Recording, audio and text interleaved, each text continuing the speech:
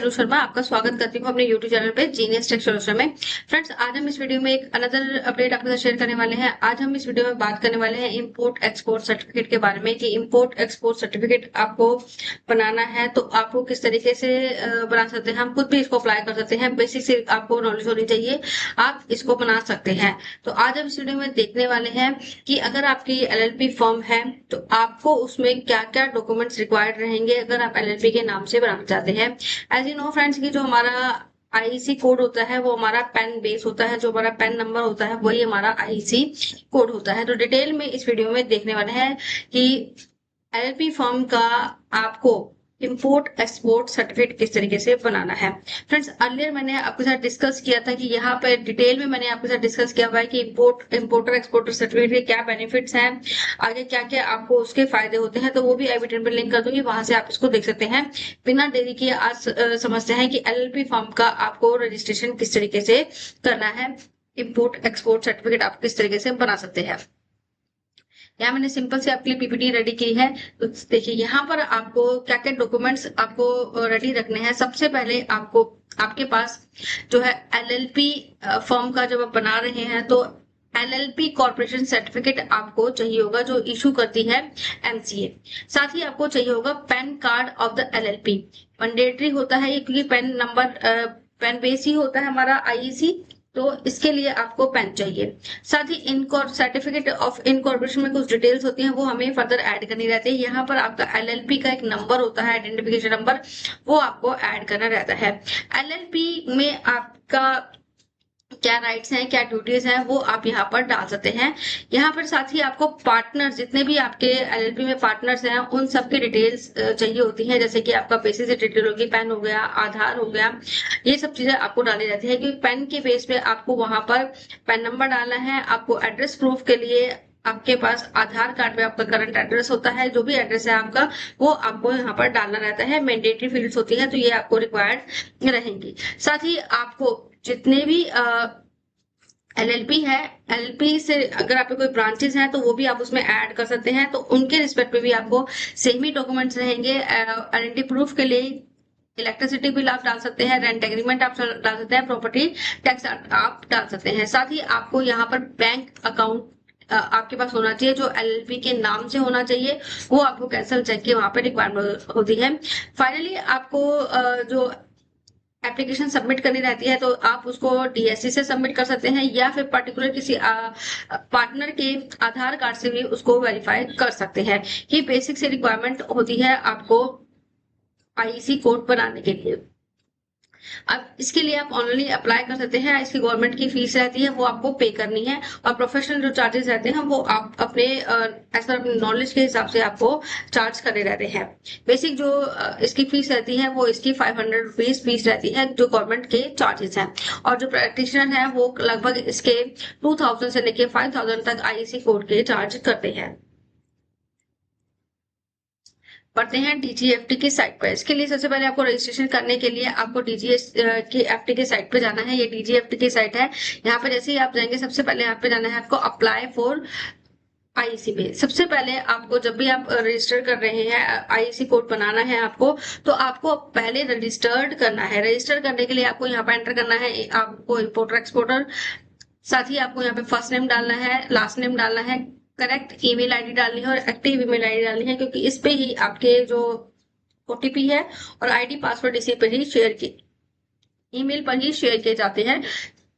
Mobile number आपको correct डालना है, आपको पिन कोड डालना है, डिस्ट्रिक्ट डालना है, स्टेट डालना है, कैप्चर कोड डालना है, एंटर करना है। जैसे ही आप एंटर करेंगे तो आपके पास मोबाइल नंबर पर और ईमेल पर OTP शेयर किए जाएंगे। OTP शेयर करने के बाद जब OTP वेरीफाई करेंगे तो आपकी ईमेल आईडी पर यूजर आईडी और पासवर्ड सेंड करे जाएंगे। तो यहाँ पर आपको यूजर आईडी और पासवर्ड डालना है, एंटर करना है। जैसे ही आप एंटर करेंगे तो आपके पास इस तरह की विंडो आपके पास आ जाएगी।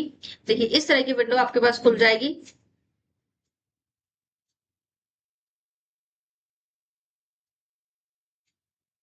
देखिए इस तरह का डैशबोर्ड आपके पास ओपन हो जाएगा। यहाँ पर हमें करना है अप्लाई फॉर आईईसी अप्लाई करने के लिए यहाँ पे मैं ऑलरेडी डिटेल फिल कर चुकी हूँ, तो मैं आपको बताती हूँ क्या क्या डिटेल्स यहाँ पे आपको एंटर करनी है। यहाँ पे आपको बेसिक से name of the concern and the form में आपको यहाँ पर डालना है कि आपकी एलएलपी है। साथ ही आपको यहाँ पे अपने फॉर्म का नेम डालना है, पैन पैन कार्ड डालना है आपको एलएलपी का। यहाँ पर आपको जो डाटाबेस के हिसाब से जो नाम है आपका पैन में, वो आपको एंटर करना है। डेट ऑफ इनकॉर्पोरेशन डालनी है। यहाँ पे आपको कैटेगरी डालनी है कि कैटेगरी ऑफ एक्सपोर्टर की आप मर्चेंट एक्सपोर्टर है, मैन्युफैक्चर एक्सपोर्टर है, मैन्युफैक्चर मर्चेंट एक्सपोर्टर दोनों है, सर्विस प्रोवाइडर है, ये क्या है। अगर आप कोई मैन्युफैक्चर नहीं है और आप एक्सपोर्ट सॉरी ट्रेडिंग करते हैं तो आपको यहाँ पर चूज करना है मर्चेंट एक्सपोर्टर। आई होप यहाँ पे क्लियर होगा। मर्चेंट एक्सपोर्टर आपको यहाँ पर चूज करना है। अगर आपकी जो फर्म है एसईजेड यूनिट में है, यानी कि एसईजेड जोन में है, स्पेशल इकोनॉमिक जोन में है, तो आपको यस करना है, अदरवाइज नहीं है तो नो करना है। हमारे केस में नहीं है तो हमने नो कर दिया। यहाँ पे आपको सिन नंबर डालना है और एलएलपी का आइडेंटिफिकेशन नंबर आपको यहाँ पर एंटर करना है। साथ ही GST number is mandatory now, तो जीएसटी नंबर भी आपको यहाँ पर डालना है। जो भी हमारी रेड अलर्ट है वो यहाँ पर आपको मैंडेटरी फिल करनी है। यहाँ पे आपको अपना सर्टिफिकेट ऑफ इनकॉर्पोरेशन आपको एंटर करना है। नीचे आपको अपनी फॉर्म की डिटेल डालनी है कि आपको अपना फॉर्म का कंप्लीट एड्रेस डालना है। यहाँ पर आपको प्रूफ के लिए क्या तो आप रेंट एग्रीमेंट डाल सकते हैं, या इलेक्ट्रिसिटी बिल डाल सकते हैं, या पार्टनरशिप या सेल डीड है आपकी, वो आप यहाँ पर एंटर कर सकते हैं। ये सब चीजें नहीं है तो आप अपना लैंडलाइन नंबर का, मोबाइल का बिल भी यहाँ पर डाल सकते हैं। और सिंपली आपको सेव एंड नेक्स्ट पे क्लिक करना है। अगर आपकी कोई ब्रांच है तो वो भी हम यहाँ पर ऐड कर सकते हैं। यहाँ पे फिर आपको डालनी है अपनी details of proprietor, partner and directors की डिटेल आपको यहाँ पर एंटर करनी है। डायरेक्टर की डिटेल डालने के लिए आपको यहाँ पर टिन नंबर चाहिए, टिन नंबर एंटर करना है।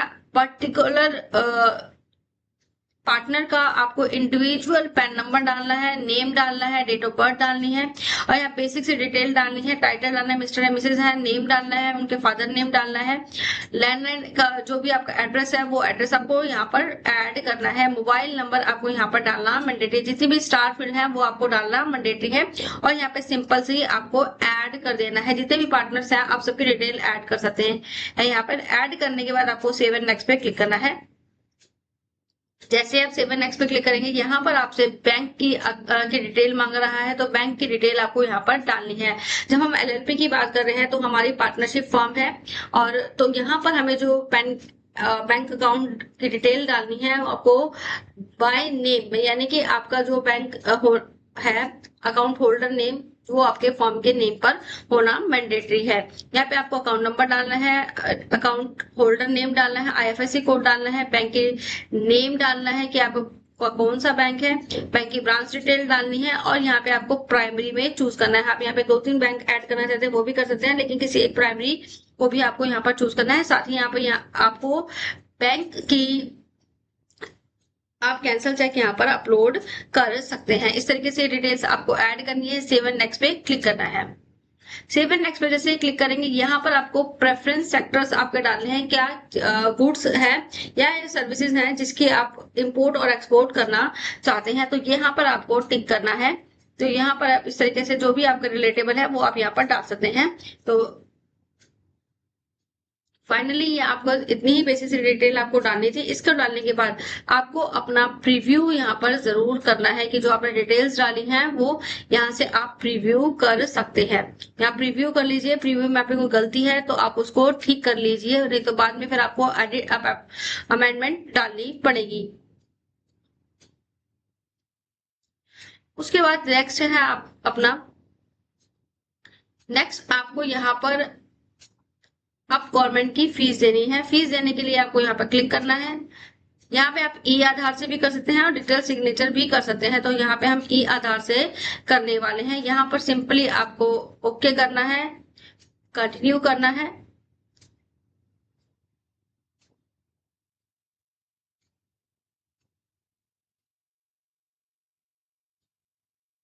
यहाँ पे आपको आधार नंबर डालना है। जैसे ही आधार नंबर में जो भी मोबाइल नंबर रजिस्टर्ड होगा उस पर ओटीपी आ जाएगा, और ओटीपी आने के बाद आपको यहाँ पे वेरीफाई करना है। वेरीफाई करने के बाद आपकी नेक्स्ट विंडो जो है ओपन हो जाएगी पेमेंट के लिए।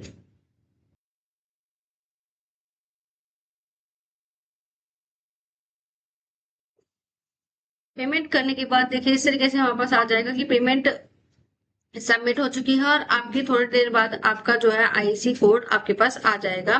तो जो आईसी कोड होता है वो इस तरीके से आपको दिखने वाला है।